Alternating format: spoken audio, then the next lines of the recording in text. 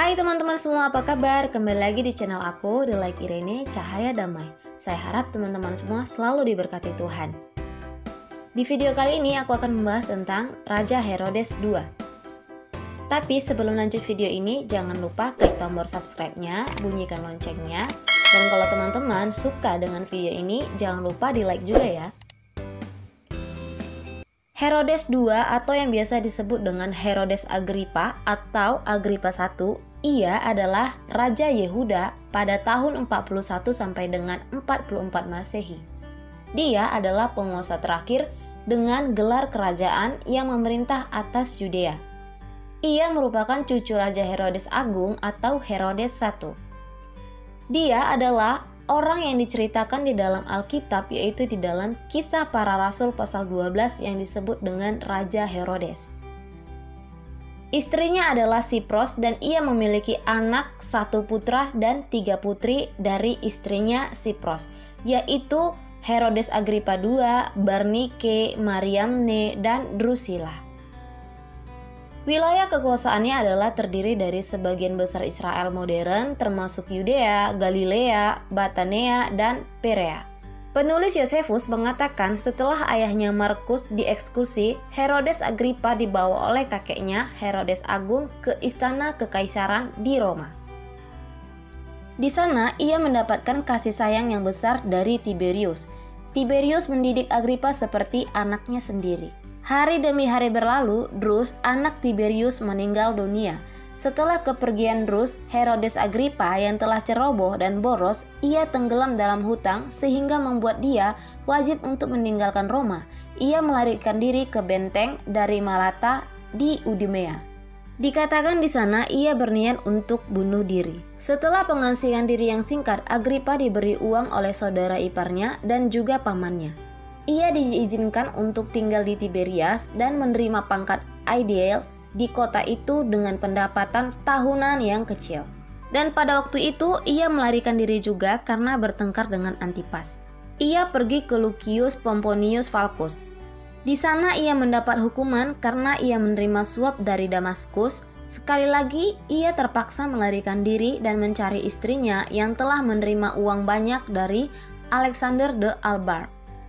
Ia pun mendarat di tempat ia semula dan bertemu dengan Tiberius.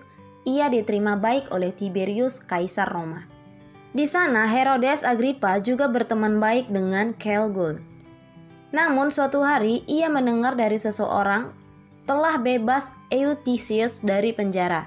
Eutychius adalah seorang yang menginginkan Tiberius mati dan Keulgul yang naik tahta. Sehingga Herodes Agrippa yang juga akrab dengan Tiberius dijebloskan ke penjara. Namun setelah kematian Tiberius dan Keulgul yang juga adalah sahabat dari Herodes, ia pun dikeluarkan dari penjara dan ia diberi jabatan menjadi raja di wilayah Gaulanitis, Auranitis, Batanea, dan Trokonitis. Ia juga dianugerahi dengan gelar Amicus Caesaris atau sahabat Kaisar. Pada tahun 41, Keulgul meninggal. Dan dikatakan beberapa buku Herodes Agrippa terlibat dalam pembunuhan tersebut untuk membantu Claudius merebut tahta.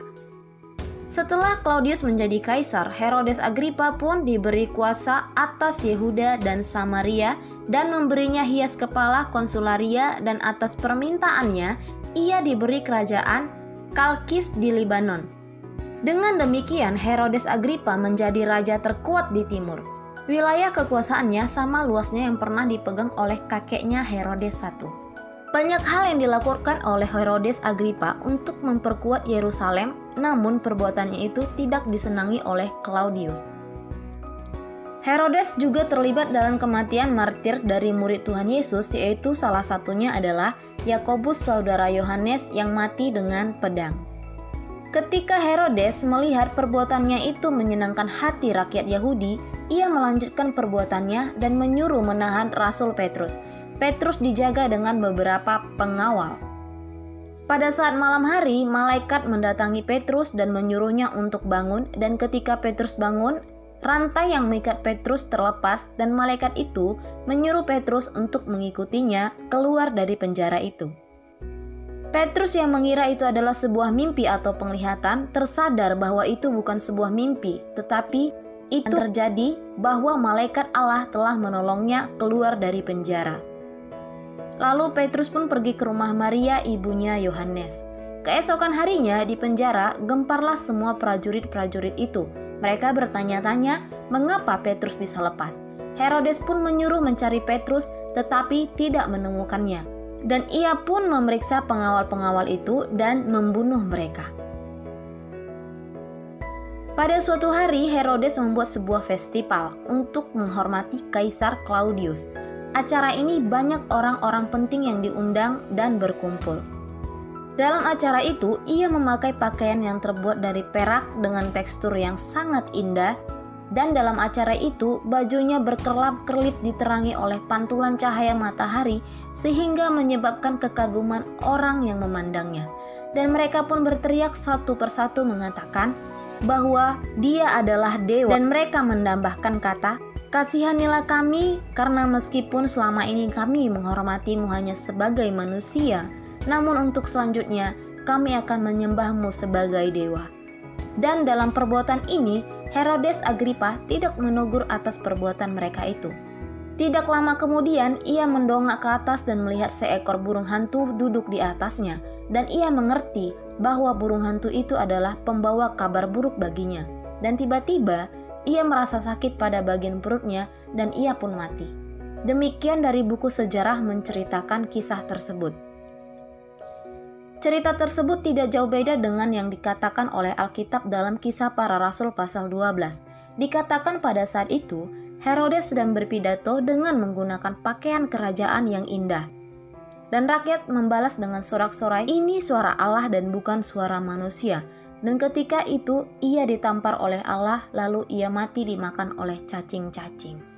Demikian pengetahuan kali ini, semoga bermanfaat buat kita semua. Kalau teman-teman ada pengetahuan tentang Herodes 1, boleh komentar di bawah ya. Terima kasih buat teman-teman yang udah dari tadi stay di video ini. Jangan lupa klik tombol subscribe-nya, bunyikan loncengnya. Dan kalau teman-teman suka dengan video ini, jangan lupa di like juga ya. Nantikan terus video-video selanjutnya. Terima kasih, Tuhan Yesus memberkati.